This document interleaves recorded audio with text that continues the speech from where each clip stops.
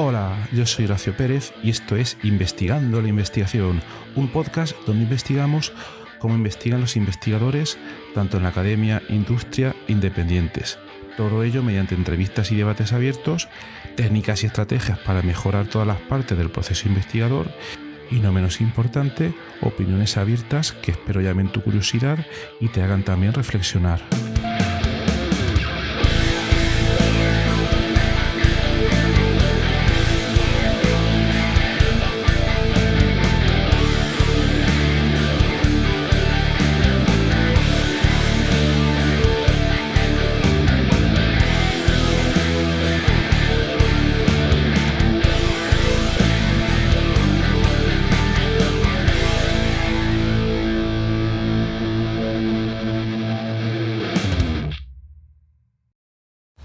Hola, hoy es martes 14 de junio de 2022.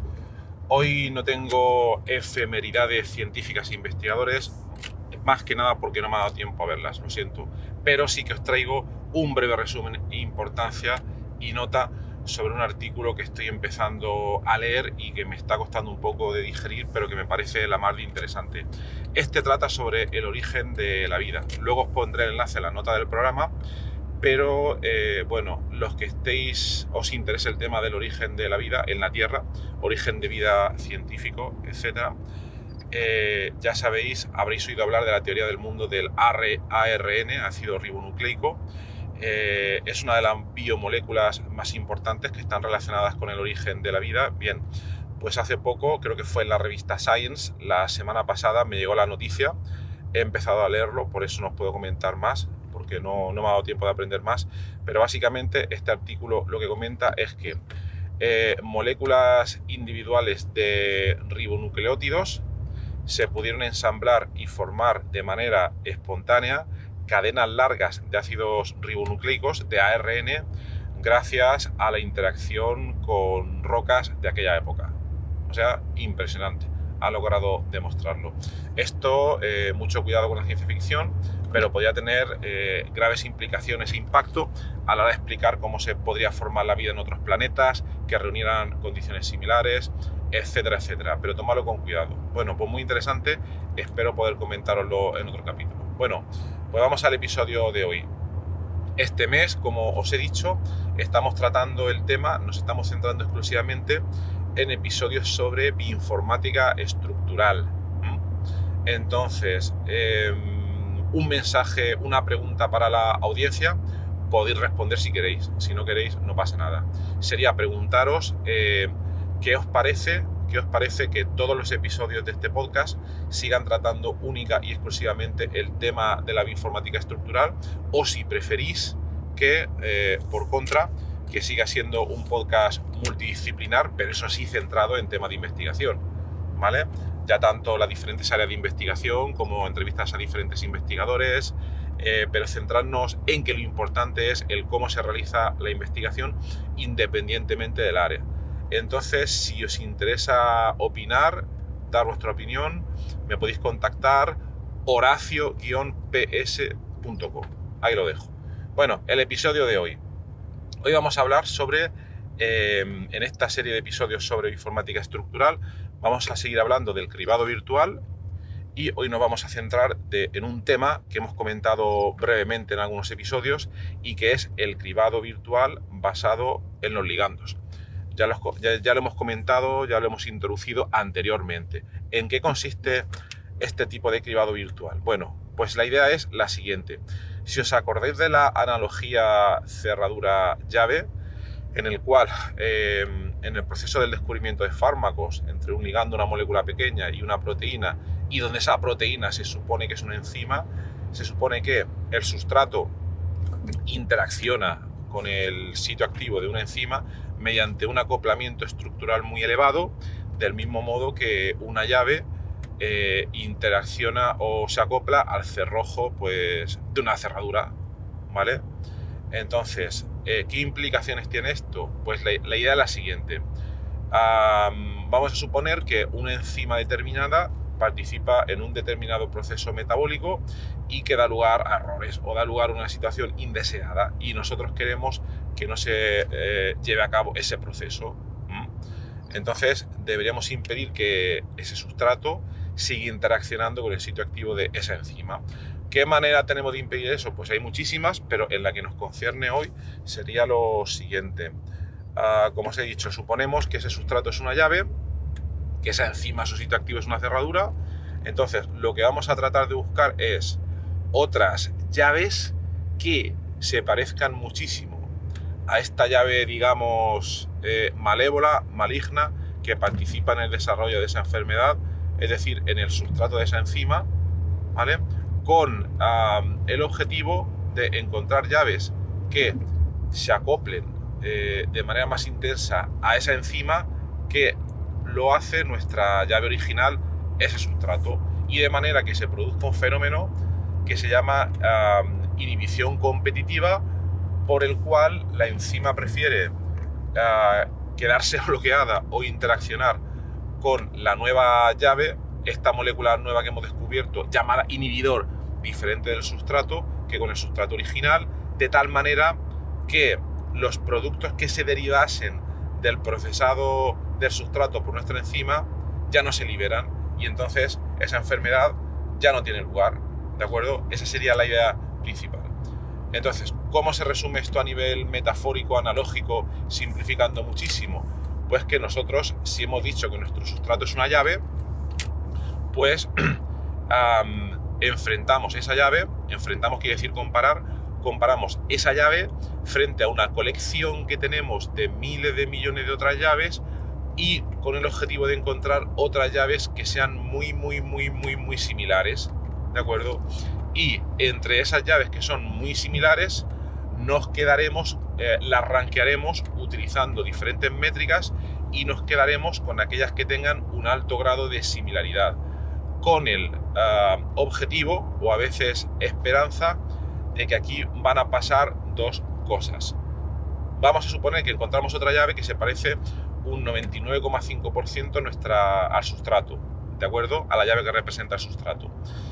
Entonces, aquí podrán pasar dos cosas: que la nueva llave, la nueva molécula, interacciona de manera menos intensa que el sustrato original con la enzima, o lo contrario, o que interacciona de manera más intensa que lo hacía el sustrato original con la enzima. Entonces, en este segundo caso, pues hemos ganado porque hemos encontrado una molécula que produce o participa en un fenómeno de inhibición competitiva, y esa reacción indeseada que se producía al principio pues deja de producirse en cierta extensión. Entonces esa sería la idea, básicamente, encontrar moléculas similares, luego veremos qué significa similares, a una molécula de partida que produce problemas, con el objetivo de que la molécula que produce problemas no los siga produciendo. Esa sería muy a grandes rasgos la idea, ¿de acuerdo? Entonces, el primer componente, medida de similaridad, cálculo de similaridad, ese es el primer componente. Segundo componente, el segundo componente es que enfrentamos la molécula query, la vamos a llamar así porque es así como se suele llamar en inglés, en un proceso de cribado virtual basado en ligandos. Lo enfrentamos frente a una librería de moléculas bastante grande. Entonces el siguiente componente sería librería de moléculas grande, quimioteca, librería de compuestos, base de datos, etcétera. Recibe muchos nombres en la bibliografía, ¿de acuerdo? Comparamos, ese sería el segundo ingrediente, y con estos dos se pueden desarrollar proyectos muy eficientes a la hora de descubrir nuevos fármacos. En episodios posteriores os comentaré algunos casos exitosos donde hemos trabajado nosotros. Entonces, vamos a desbrozar. Ya hemos hablado en episodios anteriores sobre las diferentes bases de datos que se pueden procesar. Ahora no me voy a entretener en eso, pero sí que voy a incidir un poco en las métricas. Las métricas son una parte muy importante sobre cómo poder llevar a cabo el proceso del cribado virtual basado en ligandos. Métricas. Entonces, hemos dicho que a nosotros nos interesa el cálculo de la similaridad. Y entonces, este tipo de similaridad se puede calcular de muchas maneras. Voy a comentar los que son por mi experiencia, práctica y juicio, que no es universal ni tengo yo toda la razón y están surgiendo muchísimas cosas nuevas, pero voy a comentar los más utilizados e intentaré dar nombres de algunas de las herramientas principales aquí utilizadas. En primer lugar, una métrica de similaridad es la forma de las moléculas, lo que comúnmente se llama como shape o global shape. ¿En qué consiste? En que la molécula de partida, pues nosotros obtenemos una representación del volumen que ocupa en el espacio, ¿de acuerdo? O la forma de esa llave, y entonces buscamos otras moléculas que tuvieran una forma lo más parecida posible, únicamente en cuanto a forma, solo nos fijamos en forma. Entonces, este se suele llamar Shape Similarity. Y aquí tenemos gran cantidad de programas, software, servidores web que permiten hacerlo. Por ejemplo, nosotros hemos desarrollado un método en colaboración con la Universidad de Almería, con Sabins Puertas Martín, que lo voy a entrevistar durante este mes. Tendremos una entrevista con él en el podcast y donde hablará él en detalle de todo esto. Él ha desarrollado desde cero un software que permite realizar este cálculo de una manera bastante eficiente. Entonces, no me voy a entretener hoy en ello, pero hay gran cantidad de programas, de software que permiten hacerlo. Luego, cada uno de ellos suele tardar aproximadamente, esto depende de muchísimos factores, entre fracciones de segundo y segundos a la hora de calcular similaridad por molécula. Entonces, con eso podéis hacer una idea. Podéis tomar como referencia el tiempo de cálculo de docking, que estimamos en unos 5 minutos por molécula, pues aquí estaríamos hablando de fracciones de segundo y en algún caso un minuto. ¿De acuerdo? Entonces, generalmente es un método relativamente rápido, ¿vale? Luego, en cuanto a la forma, también en términos generales podemos calcular dos tipos de similaridad. La similaridad global y la similaridad parcial.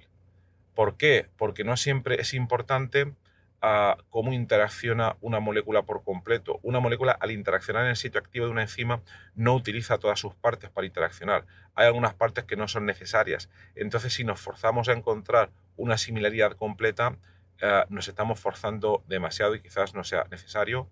Y para ello existen, por tanto, algunos algoritmos que, al comparar moléculas, no comparan por completo esas moléculas, sino que van comparando partes por partes y haciendo un matching. Es como si a la hora de comparar llaves, ya sabéis, la parte importante de la llave es la parte que está en la punta de la llave, que es la que se acopla con el cerrojo. La parte de la llave que sujetamos nosotros con la mano puede tener unas formas muy elaboradas, muy bonitas, decorativas, etcétera, pero esa parte no es determinante a la hora de calcular la similaridad. Por tanto, nosotros prescindiríamos del cálculo de similaridad respecto a esa parte de la llave en la cual nosotros apoyamos nuestra mano. Pues con las moléculas pasaría algo parecido, ¿de acuerdo? Entonces, muy importante, similaridad completa o similaridad parcial. Y en cuanto a similaridad parcial, existe una cantidad impresionante de subáreas de especialización, porque podemos tener a la hora de por fragmentos, por subestructuras, por scaffold, no me quiero meter porque daría para un podcast demasiado largo, pero simplemente que sepáis que existe la opción y que hay muchas maneras de poder hacerlo. También comentar que cuando vamos a parte de subestructura, el tiempo de cálculo se incrementa, se comienza a incrementar bastante, porque cuando antes hacemos el cálculo global shape de similaridad completa o total, es un cálculo que tarda un tiempo determinado, pero solo se realiza una vez. Pero a la hora de realizar cálculos por subestructuras, se realiza un cálculo combinatorial y hay que tener en cuenta una gran cantidad de posibilidades para poder calcular esas subestructuras. Entonces ahí el tiempo se incrementa muchísimo. Por tanto, en la práctica, un consejo sería realizar primero un cálculo de similaridad global y dependiendo de si hemos obtenido muchos o pocos resultados, luego a continuación un cálculo de sus subestructuras. Otra posibilidad sería que para un query determinado ya sepamos exactamente cuál es la parte causante de la actividad y ya seleccionemos esa para realizar el cálculo de subestructura. Ahí sería un cálculo de subestructura dirigido, que no automático como en el caso anterior. Este puede ser mucho más eficiente y la ventaja que tiene es que va mucho más rápido, ¿vale? Entonces, bueno, aquí simplemente quería comentar su similaridad global o completa y por subestructura. Hemos comentado por shape y ahora voy a comentar brevemente algunas de las otras métricas de similaridad que se pueden utilizar. La siguiente sería el modelado farmacofórico. ¿En qué consiste el modelado farmacofórico? Pues muy brevemente, y creo que le dedicaré otro episodio a este tema porque aquí hay mucho que hablar. Lo que se hace es abstraer las características químicas de la molécula que intervienen en la interacción con la enzima. Por ejemplo, un sustrato en el sitio activo de una enzima puede establecer 3 enlaces por puentes de hidrógeno y una interacción hidrofóbica en determinadas partes del espacio. Entonces, otra molécula con un esqueleto químico totalmente diferente y con una forma diferente, aunque el shape sea diferente, pero si es capaz de establecer esos 3 enlaces por puentes de hidrógeno en las mismas posiciones del espacio y una interacción hidrofóbica en las mismas posiciones del espacio, podría sustituir, podría reemplazar a ese query de partida. Por tanto, es importante también este tipo de similaridad farmacofórica. Y aquí tenemos de dos tipos, basada en la estructura y basada en ligandos. Pero no me voy a meter hoy en eso para no hacer el programa demasiado largo. Entonces, simplemente que sepáis que existe. Nosotros hemos realizado varios proyectos donde hemos encontrado una cantidad interesante de compuestos bioactivos únicamente utilizando esta técnica. Y aquí nombraría a un software que se llama Ligand Scout por intelligant.com. Es una compañía que se originó en Berlín en 2005, si no me equivoco, por Gerhard Wolba y por Thierry Longa. Thierry Longa es actualmente el CEO de esta compañía que reside en Viena. Hace 3 años estuve cenando con ellos, son una gente súper maja y espero un día entrevistarlos en el podcast. También un saludo aquí a Sharon Bryant, que también participa en la gestión de la compañía y que habla un español muy bueno, quizás la traiga también al podcast. Pero bueno, Ligand Scout, probadlo, ¿vale? Y antes de que se me olvide, estamos hablando de software para cribado virtual basado en ligandos, entonces tendréis que descargar estos software o comprarlos. Ligand Scout es un software de licencia. La licencia tiene un coste anual determinado, que en este caso estamos hablando de cerca de la versión académica, unos 3.000 euros al año. Es un software que nosotros utilizamos. Y luego también tenéis la opción, en algunos casos, de utilizar todo este software vía web. Vía web es mucho más fácil todo, porque algunos portales te ofrecen la posibilidad de manera muy fácil, clicando en botones, especificar las condiciones del cálculo de similaridad y a partir de ahí incluso conectar con un supercomputador para que en el supercomputador se realicen todos esos cálculos. Porque hay que tener en cuenta que el cómputo puede ser bastante costoso y aunque tengas un software muy eficiente, pero si solo lo puedes correr en tu portátil, quizás vayas a tener problemas para realizar un cálculo, una campaña de descubrimiento de fármacos adecuada. Ahí decir que nosotros, Antonio Jesús Vanegas Luna, en el episodio anterior del podcast donde hablábamos de Sibila, habló muy brevemente del servidor web Bruselas, que os lo recomiendo muchísimo y que se dedica a esto. Es un servidor web gratis para la comunidad académica y que te permite realizar de manera súper sencilla cálculos de cribado virtual basados en los ligandos y por shape, por su estructura y también por modelado farmacofórico. No utiliza Ligand Scout, utiliza otro programa. También comentar que nosotros hemos desarrollado un software para cálculos de cribado virtual en supercomputadores que se llama MetaScreener. En episodios del podcast anteriores está explicado, lo podéis buscar por título. Y esta sería también otra opción muy interesante cuando quieras procesar o necesitas procesar miles de millones de compuestos. Entonces, bueno, hemos hablado de las diferentes métricas, parcial y global, y luego por forma, farmacofórico. Ahora voy a mencionar muy brevemente otras que hay, que serían similaridad electrostática. La similaridad electrostática, cuando dos moléculas son capaces de, digamos, generar el mismo potencial electrostático o muy similar en el espacio, es muy probable que vayan a generar el mismo tipo de interacciones. Este tipo de similaridad, es muy interesante, pero primero es muy costosa de calcular y luego es muy difícil que moléculas con un esqueleto químico diferente puedan tener una similaridad electrostática muy elevada. Esta es muy compleja, ¿vale?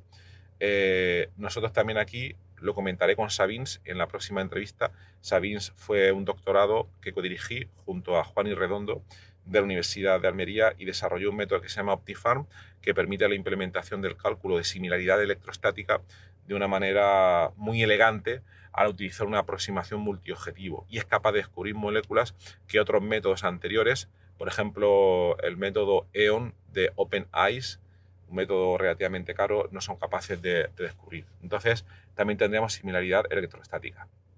Y luego la última sería similaridad en cuanto a fingerprints o descriptores moleculares. Estos son una serie de parámetros que aquí podemos tener, hay muchas maneras de calcularlos. Por ejemplo, tenemos un software italiano que se llama Dragon, que ya va por la versión 678, no me acuerdo, y que permite calcular cerca de 4.000 propiedades moleculares para compuestos químicos, y entonces luego lo que hacemos es que calculamos esos descriptores tanto para la molécula query como para la de la librería, y vemos cuánto se parecen las moléculas en cuanto a descriptores. Si todos fueran estrictamente iguales, pues estaríamos hablando de la misma molécula. Pero aquí lo interesante es que se puede dar una similaridad de descriptores muy, muy, muy elevada y que las estructuras químicas sean totalmente diferentes. Este método es muy potente también, está infrautilizado, como no hay mucha gente que lo utiliza, la verdad es que no entiendo por qué, y el tiempo de cálculo es relativamente bajo. Lo que cuesta es entrenar el modelo, como comentaba hace un par de episodios, en el episodio de cribado virtual y machine learning. Bueno, bien, pues creo que lo voy a dejar aquí, que se está extendiendo un poco el episodio. Espero que os resulte interesante y ya os anticipo que los próximos episodios van a ser uno con Sabins Puertas Martín para hablar del desarrollo de OptiFarm y cómo implementar un software de cribado virtual basado en ligando desde cero y utilizar una aproximación multiobjetivo. Ese episodio lo tendremos en 2 semanas, así que atentos, atentas. Y también lo tengo que convencer a hablar con Alfonso Pérez Garrido para ver si quiere participar en un episodio explicando el modelado basado en descriptores. Bueno, pues nada, espero que os haya sido interesante. Si habéis llegado hasta aquí es porque estáis trabajando en esto probablemente. Y si no estáis trabajando en esto y esto suena chino y queréis opinar sobre la dirección de los próximos episodios del podcast, pues ya sabéis, horacio-ps.com. Y nada más, que tengáis un maravilloso lunes. Si vivís en España, ahora mismo tenemos una ola de calor impresionante. Llevadla lo mejor posible, mucho cuidado, bebed mucha agua. Si vivís en Murcia no tenéis ningún problema porque esto siempre es así aquí. Y nada más, maravilloso lunes para todos y hasta luego.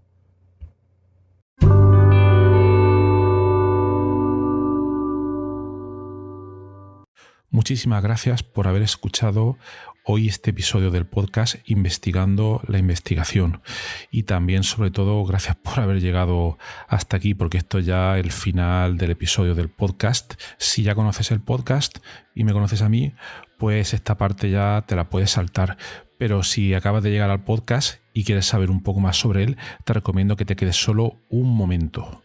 En primer lugar, te voy a comentar quién soy y a qué me dedico. Mi nombre es Horacio Emilio Pérez Sánchez, a veces lo abrevio como Horacio Pérez, y soy de formación químico computacional. Actualmente estoy contratado en la Universidad Católica de Murcia, UCAM, donde me dedico a tareas de investigación. Soy actualmente el investigador principal del grupo de investigación en bioinformática estructural y computación de altas prestaciones, donde nos dedicamos a desarrollar métodos avanzados de descubrimiento de fármacos, a implementarlos en supercomputadores debido a la gran cantidad de cálculos que estos tienen que realizar, y además proporcionamos acceso a dichos métodos a través de servidores web o a través de otro tipo de herramientas bioinformáticas. Al mismo tiempo aplicamos dichos métodos a problemas problemas relevantes dentro del descubrimiento de nuevos fármacos, y los compuestos que descubrimos los patentamos y los licenciamos a diversas empresas. También soy docente en diversos grados en la UCAM, como puede ser el grado en farmacia, el grado en ingeniería informática y el grado en medicina. También trabajo por cuenta propia como autónomo, y ahí tengo 3 líneas principales de actuación. Una de ellas consiste en la asistencia o mentoría en temas de investigación académica e industrial, donde te ayudo a responder a las siguientes preguntas. 1. ¿Cómo conseguir que tus artículos científicos sean aceptados en revistas de alto impacto? 2. ¿Cómo conseguir que tus proyectos de investigación obtengan financiación en convocatorias competitivas nacionales e internacionales? 3. ¿Cómo gestionar eficientemente tus proyectos de investigación actuales para conseguir los objetivos propuestos? Y 4. ¿Cómo incrementar tu productividad como investigador y disminuir tu estrés? También ofrezco servicios de asistencia en bioinformática estructural respondiendo a las siguientes preguntas. 1. ¿Cómo descubrir compuestos bioactivos en diversos contextos, tanto farmacológicos, nutracéuticos o agrícolas, etc.? 2. ¿Cómo proponer y validar modelos moleculares para sistemas biológicos? 3. ¿Cómo acelerar drásticamente la ejecución de cálculos complejos y costosos? Y 4. ¿Cómo permitir que usuarios con conocimientos informáticos mínimos puedan acceder y sacar rendimiento fácilmente a herramientas científicas complejas? Y por último, también me dedico al desarrollo de diversas herramientas de software para temas de productividad, los cuales iré informando durante los diversos episodios de este podcast. En cuanto al podcast, como podéis hacer quizás una idea si habéis llegado hasta aquí y habéis escuchado alguno de los episodios, mi intención e interés es divulgar la investigación que se hace en muy diferentes contextos, tanto a nivel académico como a nivel industrial, porque el tema de divulgación académica e industrial pienso que no se le da la suficiente importancia, y también el trabajo que realizan investigadores autónomos y diversos colectivos. Además, doy especial hincapié en el tema de la bioinformática estructural a la hora de divulgar también la investigación que realizamos en nuestro grupo. Por otra parte, también tratamos temas de productividad y todo tipo de herramientas que nos puedan ayudar a mejorar todos los procesos necesarios para poder realizar una investigación en condiciones y con un rendimiento adecuado. Si escucháis el primer episodio del podcast, que es en realidad el tráiler, ahí tenéis algunos detalles más, pero bueno, esa sería la idea principal. Por último, también quisiera mencionar que tenemos una comunidad de Discord organizada en torno al podcast. En la mayoría de las notas del programa, de los episodios, tienen los detalles para acceder a esta comunidad. Y es muy interesante porque ahora mismo tenemos unos 100 y pico de usuarios, de oyentes, que se conectan a la comunidad de Discord, y de ahí surgen diferentes conversaciones. Y por ejemplo, algunos episodios, como digo de memoria, el de ciencia de datos, el de la investigación en ciencia de datos, es uno de los que surgió ahí, pero también ha servido para que oyentes hayan realizado dentro de esta comunidad de Discord nuevos contactos a la hora de exponer intereses similares en temas tanto de investigación como de productividad y de diversos países de habla hispana. También me gustaría decirte que si te ha gustado el podcast, te agradecería muchísimo si lo pudieras sugerir a amigos, contactos que pienses les pueda llegar a interesar, o compartir a través de múltiples plataformas, ya sean las redes sociales, mensajería, WhatsApp, Telegram, Discord, etcétera, emails o cualquier otro medio. Asimismo, también ayuda mucho si en las diferentes plataformas donde se puede escuchar el podcast, como Spotify, Apple Podcasts, iVoox, etcétera, nos puede dar ahí 4 estrellas, 5 estrellas, etcétera, lo que tú veas necesario. Pues todo esto al final ayuda a que el podcast llegue a más gente. Y por último, si quieres ayudar a esta idea, si quieres ayudar al podcast económicamente, te agradecería te suscribieras a la versión premium del podcast. Tienes los detalles en los enlaces de las notas del programa, o puedes ir directamente a Anchor FM/Horacio-PS y ahí tienes todos los detalles. Y bueno, aquí se termina esta outro del podcast, un poco larga, pero me parecía necesaria para todos aquellos que lleguéis por primera vez. Y nada, de verdad, muchísimas gracias por escucharme y espero que os interesen los temas y que todo este contenido pueda ser beneficioso para todos los que lo escucháis. Muchas gracias y hasta otro episodio.